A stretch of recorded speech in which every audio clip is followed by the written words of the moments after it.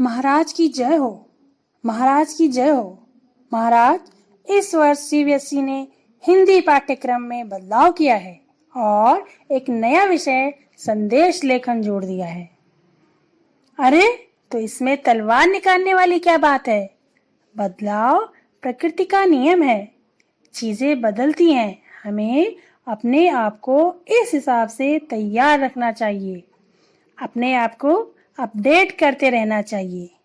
तो चलते हैं आज के विषय की ओर। जी हाँ बच्चों, नमस्कार। हमारा आज का विषय है संदेश लेखन। संदेश भेजने का काम हम बहुत पहले से करते हैं। कभी ये काम कबूतर करता था, कभी हलकार और बाद में घुड़सवार आए और धीरे धीरे ये चीजें बदलती गई। यहाँ तक कि एक समय ऐसा था जब आग जलाकर भी संदेश दिया जाता था। लेकिन अब मोबाइल, फैक्स, ईमेल, व्हाट्सएप, बहुत सी चीजें बदल गई हैं। हम पल पल संदेश देखते हैं और भेजते रहते हैं। इस बात से आप भी अनजान नहीं हैं कि आजकल सुबह उठते ही सबसे पहले हम व्हाट्सएप चेक करते हैं और संदेश देखते हैं। तो संदेश भेजना या लिखना कोई नई चीज नहीं है।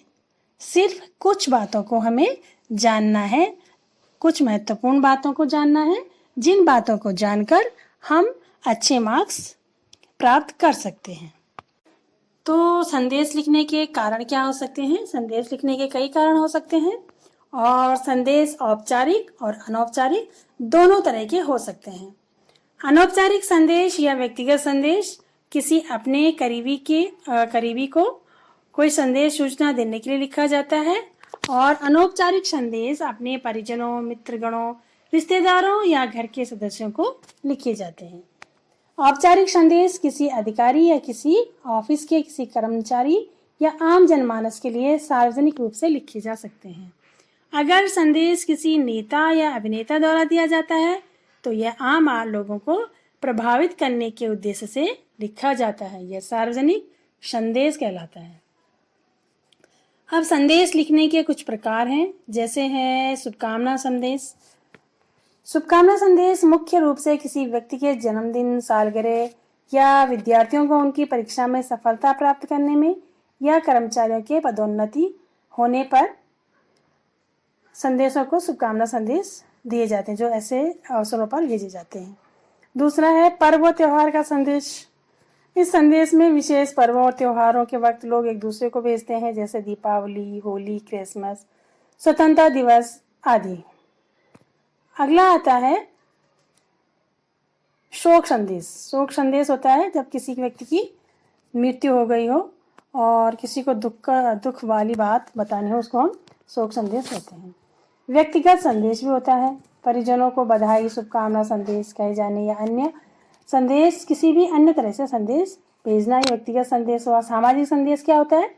धार्मिक और सामाजिक कार्यक्रमों में जुड़े आयोजनों के संदर्भ में दिए जाने वाले संदेश, जैसे रामलीला से संबंधित हो गया, पर्यावरण से संबंधित हो गया, तो जैसे जल बचाओ संदेश, बेटी बचाओ संदेश, इस तरह के संदेश जो होते हैं वो सामाजिक संदेश होते हैं।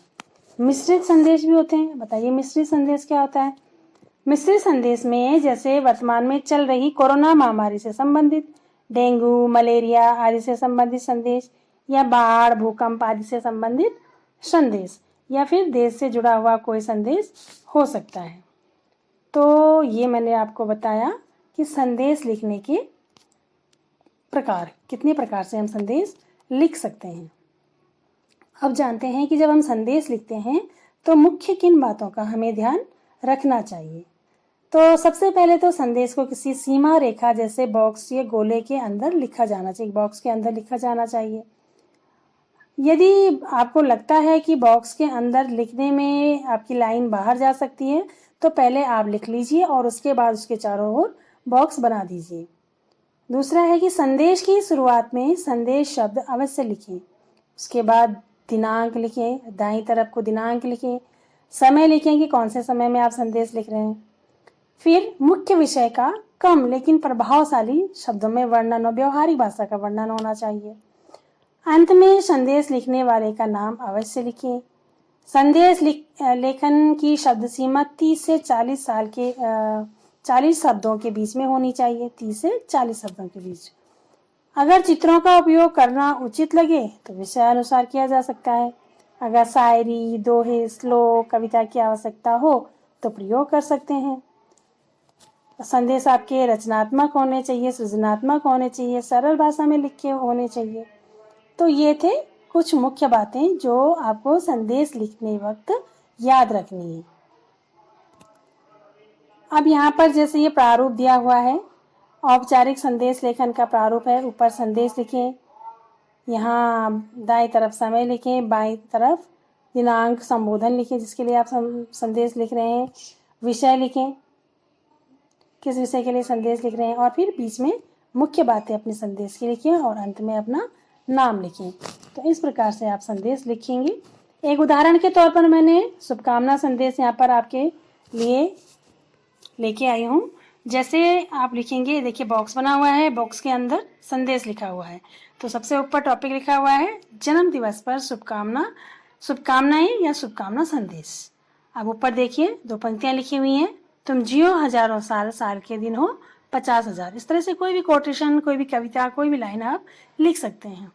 फिर यहाँ पर बाईं ओर दिनांक लिखी है, फिर समय लिखा हुआ है और फिर संबोधन लिखा हुआ है। तो संबोधन में हम किसके लिए लिख रहे हैं? अपने बेटे के लिए लिख रहे हैं वो। तो बेटे के लिए लिख रहा है, प्रिय बेटा अभिषेक, जन्मदिन की हार्दिक शुभकामनाएं। आप दीर्घायु हों, स्वस्थ रहें और जीवन में निरंतर उन्नति के मार्ग पर अग्रसर रहें, यही मेरी ईश्वर से प्रार्थना है। और जब संदेश पूरा हो जाए तो अंत में अपना नाम लिखना ना भूलें। नीचे अपना नाम लिख दें, जैसे यहाँ पे लिखा है कामिनी। तो इस प्रकार से आप संदेश को लिख सकते हैं। तो ये जो मैंने जितने आपको कारण बताया, जो प्रकार बताए संदेश लेखन के, 5-6 प्रकार मैंने बताया आपको संदेश लेखन के।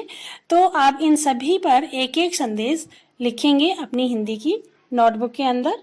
ठीक है, तो आशा करती हूँ कि आपको संदेश लेखन अच्छे से समझ आ गया होगा।